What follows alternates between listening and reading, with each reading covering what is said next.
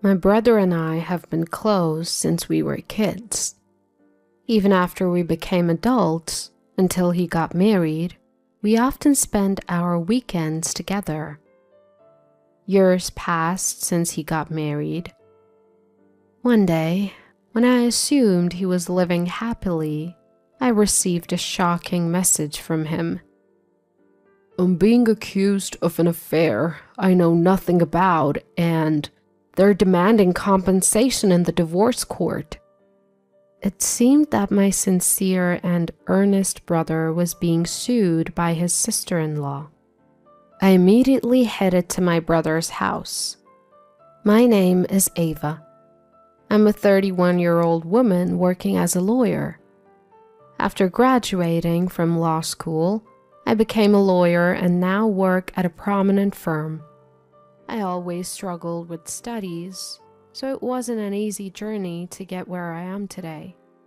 Still, I became a lawyer and now live a busy but fulfilling life. Of course, every day is a day of learning, and I think it'll always be. But I have a unique hobby: gaming. I'm what you call a gamer, and when I have time, I play online games with my brother, also a gamer. Samuel, my brother, who's 5 years older, supported me during my college admissions and bar exams. We're still very close. I was forming my career as a lawyer while enjoying games with Samuel. But since he got married last year, we played less frequently. One relaxed weekend at home, Samuel called. "Hey, do you have a moment? I need some advice."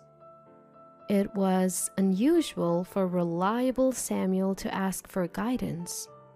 Though surprised, I listened closely.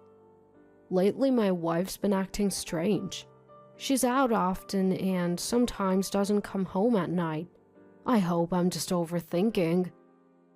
Samuel began talking about his wife, Charlotte.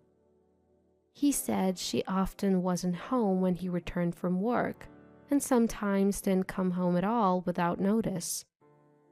I only met Charlotte at their wedding, so I don't know her well. But from our few meetings, she seemed friendly. So I was taken aback. It's not inherently wrong to stay out late or go out, but if it happens too often, it's concerning. If there are relationship issues or infidelity, something has to be done. That's why Samuel consulted me, being a lawyer, about potential solutions. However, from a legal perspective, you can't do anything without evidence. Moreover, involving a lawyer isn't the most peaceful solution, especially without any proof against his wife. Since I didn't have a clear picture of the situation, I decided not to intervene just yet. "I totally get why you'd be anxious," I began, "but without more details, it's hard to say. There's a chance she might just be out having fun. If you really want to know, our office is partnered with a detective agency. I can introduce you if you like." Right now, there was little I could do. However, if Samuel was truly concerned, I thought it might be best for him to look into it. So I suggested he hires a detective. "A detective, huh?" Samuel mused. "That's an option. I'm swamped with work, so I can't investigate it myself. I'll think it over." Samuel's response was non-committal. Regardless, I sent the detective agency's details to Samuel's computer. "Let me know if you decide to hire them. I'll make the necessary arrangements from my end," I reassured. "Thanks." Samuel replied with a sigh and ended the call. His demeanor was notably downcast. The situation seemed even graver than I initially thought. Days turned into weeks, and Samuel neither contacted the detective nor reached out to me. Was he too busy? or had things settled down with Charlotte. Eventually, I decided to check in with him. "Samuel, how have you been? Any updates on the situation with Charlotte? It seems you haven't engaged the detective." I genuinely hoped Samuel's concerns were unfounded.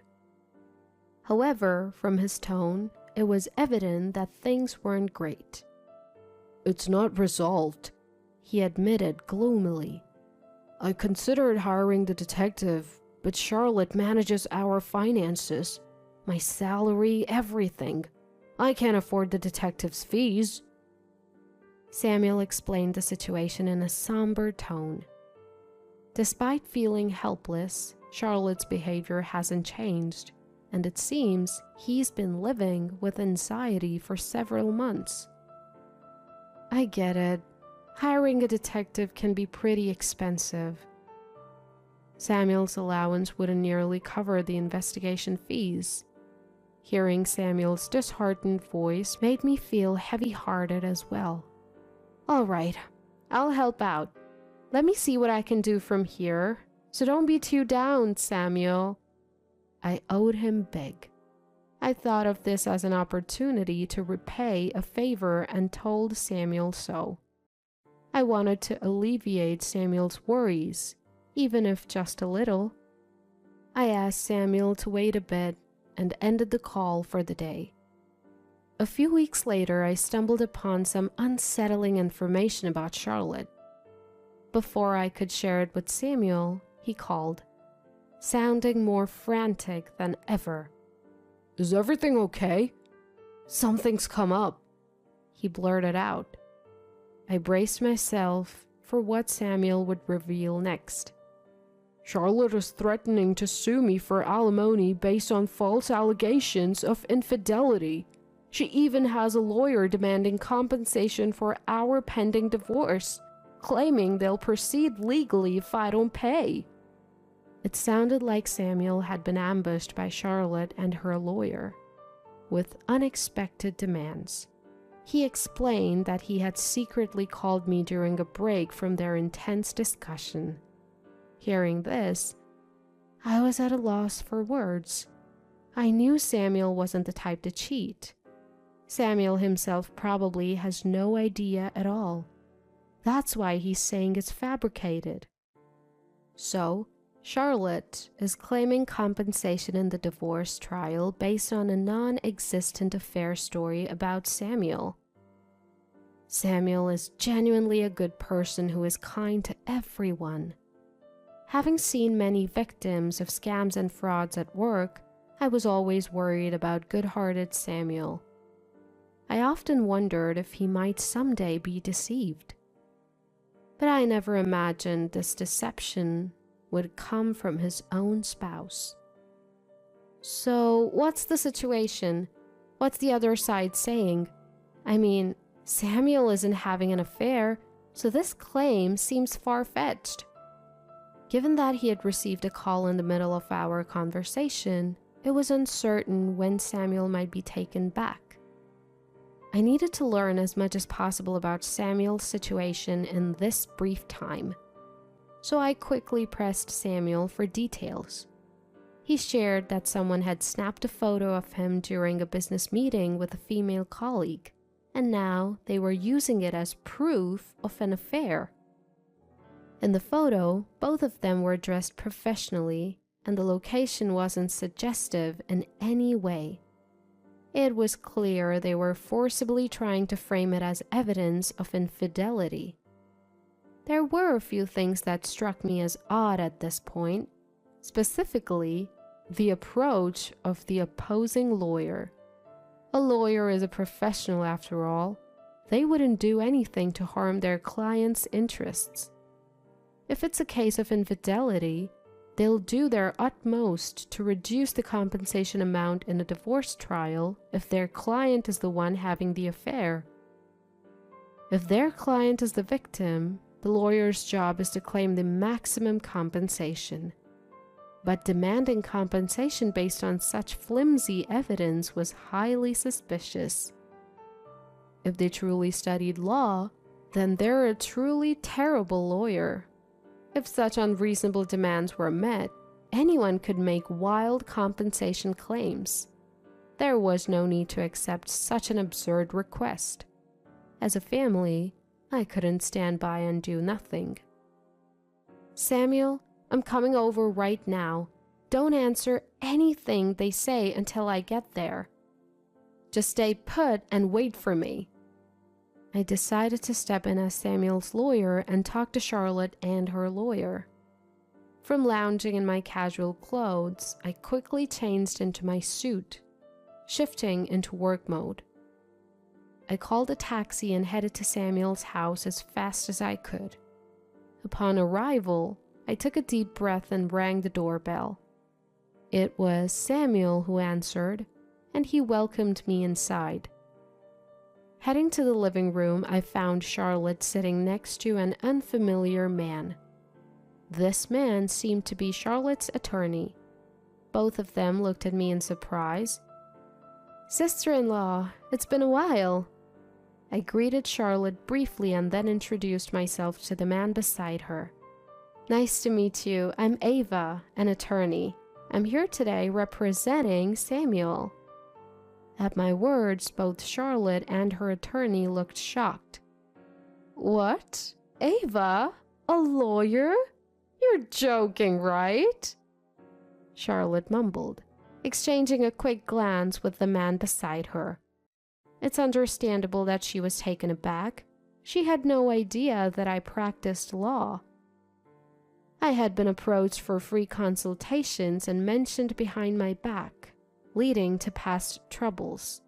As a result, I seldom share my profession with anyone other than close friends and family.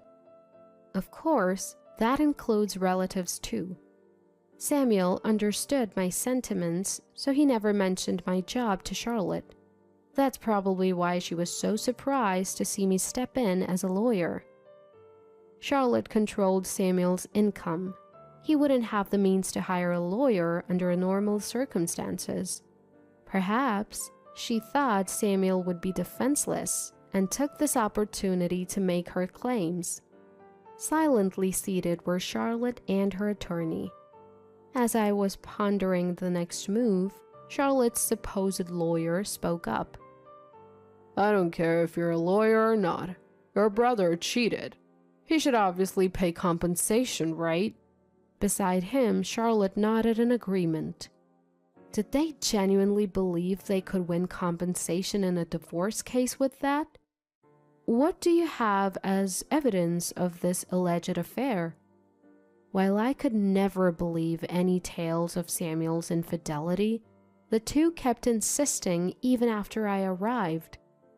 Wondering if they had any additional evidence beyond what Samuel shared with me, I pressed the opposing lawyer. "He was having dinner with another woman. That's solid proof. Let's say we'll let it slide for $50,000. You wouldn't want this getting out to family or his workplace, would you?" The man's words could be construed as a threat.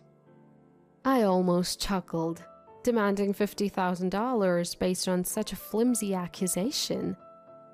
Doesn't he realize how ridiculous he sounds? His bold claims only made me want to laugh more. By this point, my suspicions were nearly confirmed that this attorney might just be a fake. Despite being a so-called attorney, he had employed what seemed like threats against Samuel, something that had caught my attention from the start. I initially thought he might just be a corrupt lawyer, but even with a genuine attorney like me present, he kept making statements no real lawyer would utter. Claiming $50,000 compensation based on a mere public meeting is absurd. Just being in a suit in broad daylight in a public place doesn't prove infidelity. To prove adultery, there needs to be direct evidence of actual misconduct. Any attorney would know this. It's a fundamental aspect of the law. If he doesn't even know this, something's off. "I understand your concerns," I began, "but we can't just agree to the payment." Sir, could you provide your attorney license number and your full name? If you could also provide the name of your firm, I'll get in touch to set up another meeting. I pressed the opposing lawyer for his credentials. As expected, he began to falter. I can't quite remember my license number right now. I must have forgotten. Please contact my wife for appointments. Forgetting one's own attorney license number? That's unimaginable for a real attorney. It's clear he's trying to deflect and quickly exit the situation. You can't say it, can you? Because you're not a real lawyer. I hit the nail on the head. I thought he would admit it now, but he defiantly countered. What are you talking about? That's absurd. I could sue you for defamation. If he could, I wished he would. I couldn't help but burst out laughing. If you're genuine, then tell me. A trustworthy attorney wouldn't hide their identity. And a real attorney wouldn't threaten to sue over such a minor issue. I replied with a smirk, leaving him speechless. The tables seemed to have turned. Both Charlotte and the imposter attorney looked defeated. Now, the ball was in my court. Mr. Fake Attorney, aren't you actually Logan, sister-in-law's former classmate? You work in sales, don't you? Hearing this, the two of them looked up in shock. Samuel, who had been quietly watching the exchange beside me, looked at me in surprise. You're not an attorney. Your sister-in-law's affair partner. It wasn't Samuel having the affair. It was you two, wasn't it? Am I right, Charlotte? Everyone in the room was taken aback by my revelations. The sudden appearance of an attorney who knew everything must have been startling. I had been consulted by Samuel, and after learning he couldn't afford to investigate, I took matters into my own hands. I couldn't stand seeing Samuel so distressed. An investigation revealed Charlotte's affair. I had been informed of every detail about the man she was seeing, including his identity. When I arrived at the house and saw Charlotte with the man next door, I was equally taken aback. Turns out, the man who claimed to be Charlotte's lawyer was actually her affair partner. I had done my homework. I let them know I had plenty of evidence of Charlotte's affair and reminded them that Charlotte and her partner would be the ones paying compensation. So, are you still planning to claim compensation from Samuel? Upon hearing my question, both Charlotte and Logan silently shook their heads. I'm so sorry. I never meant for any of this to happen. Please forgive me. Perhaps realizing she would be the one paying, Charlotte's tone shifted to remorseful and apologetic. Logan, seeing Charlotte's demeanor, gave a slight nod of his head. Charlotte then began to talk about the fake affair. It seemed Logan had expressed his wish to marry her, and she had felt the same way. They decided to fabricate an affair to push for the divorce. The idea of also getting compensation money seemed like a good plan to her. It baffles me how someone could think, let alone execute, such a plan. Then Samuel, who had been silent till now, spoke up. You betray someone and try to frame them with a crime. You think just saying sorry will settle it? I've always trusted you as my wife, so be prepared for the consequences of what you have trampled upon. Samuel spoke calmly, but with palpable anger towards Charlotte. He was right. A mere apology can't make up for such deceit. You might not be aware, but claiming to be a lawyer without a license is a serious crime. You could face jail time or a hefty fine. And Logan, You're implicated too. There's no escaping this." Upon hearing this, both of their faces turned pale. It seemed they hadn't anticipated the gravity of the situation. Charlotte, in a frantic tone, said, "I'm so sorry. Please forgive me. I didn't know. I truly apologize." Logan quickly stood up from his chair and also began to deeply apologize. "I'm truly sorry. We didn't think it through. Please forgive us." Their fervent apologies were a stark contrast to their earlier demands. It was a foolish display. "I don't care what happens to you two. I'm reporting this," Samuel declared. It's often said that the kindest people have the fiercest anger. Samuel, without a second glance at the desperately apologizing duo, went on to make his report. "Wait, please! Just spare us that!" Ignoring their pleas, Samuel called the authorities. In the end, both were arrested. They eventually faced prison time. In the end, Samuel and his wife divorced, and the compensation from the divorce settlement offset any other financial matters. They agreed to have no future interactions.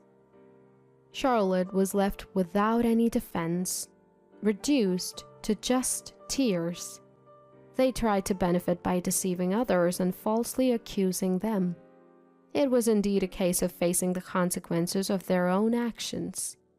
Regretting now is too late, but hopefully they would change for the better.